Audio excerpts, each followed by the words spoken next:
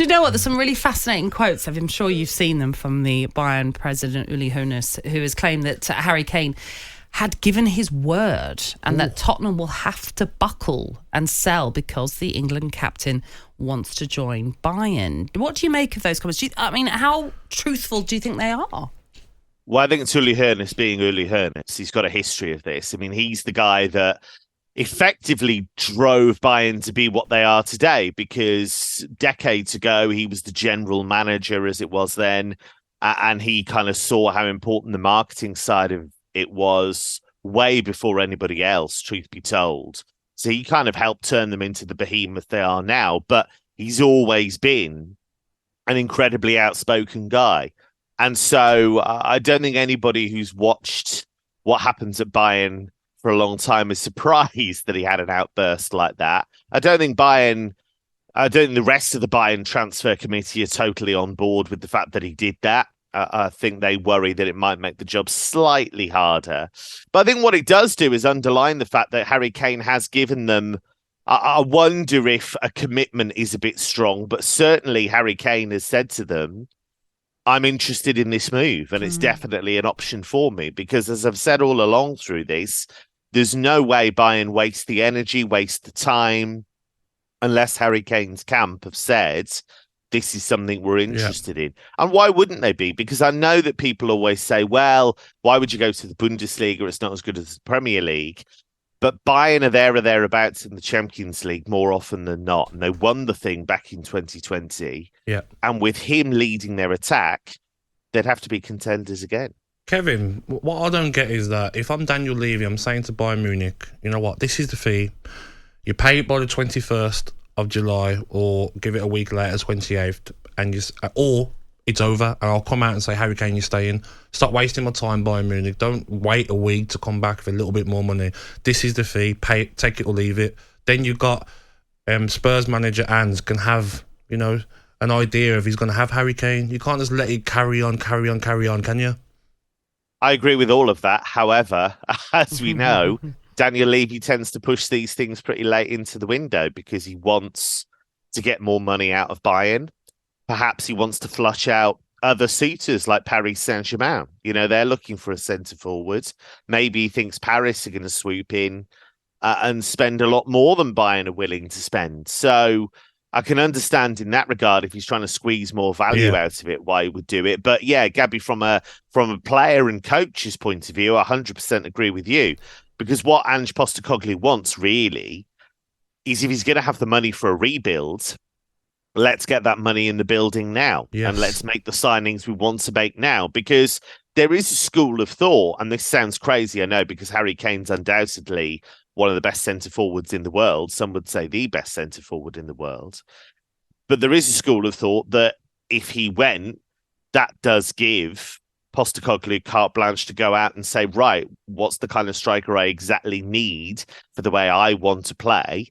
And I can probably buy a couple more players as well. So I do think it'll drag on, but I don't think that helps Spurs, really. Also, I want to move on to Joao Felix. There's talk of him going to European Cup winners, Aston Villa. Is that true, Kevin? Well, they've been linked with him, and it shows the ambition that they clearly have, because they were linked with Moussa Diaby not that long ago, and he's a player that's been linked with Champions League clubs consistently. So Villa are clearly willing to flex their muscles in the market and try and make these things happen. The thing with Joao Felix is Diego Simeone doesn't really seem to want him. Joao Felix doesn't really seem to want to play for Diego Simeone.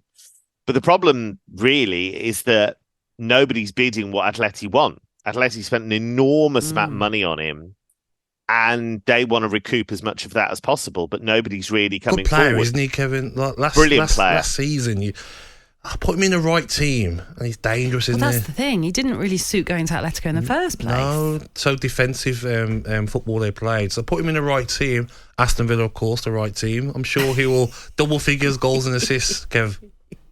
Potentially. Look, I really like him. I always did. I remember seeing him playing in the youth league for Benfica. And the first time you saw him, you knew he had something. It was this kind of willowy character that looked like he was held together with pipe cleaners and blue tack.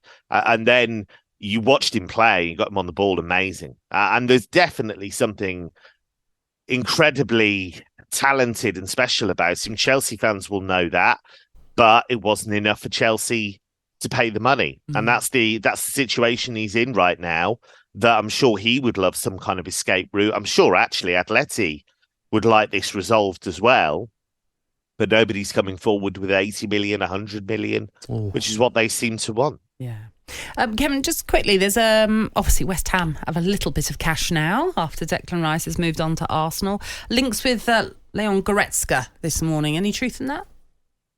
Well, I can understand why the links have come up, because Bayern are not as hot on him as they once were. That's clear, because Thomas Tuchel's gone in there.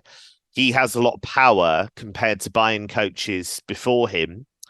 And he was quite open about the fact that Goretzka would have to fight for his place and wasn't necessarily going to be a first-team regular, because he had a disappointing season last season, as many Bayern players did. And Tuchel has said that, he wouldn't necessarily rule out him moving on. I think he's a terrific player still got a lot to give, box-to-box player. I think physically could cope with the Premier League. He's really bulked up since he was a kid at Bochum and then Schalke. So it's one to keep an eye on. I'd be surprised only because I think clubs in the Champions League will maybe come forward for him. So we'll see what happens. But this is going to keep happening with West Ham, because everybody knows they've got over 100 million burning in their pocket. Yeah, indeed. Right. It's going to be an exciting summer of transfer activity, Yes, I'm sure of that. Kevin, thank you. Thank you, Kevin. Cheers, guys. Great to have you with us. talkSPORT Breakfast, waking you up Monday to Friday morning from 6 a.m. on AM, on DAB, via the talkSPORT app and on your smart speaker. talkSPORT.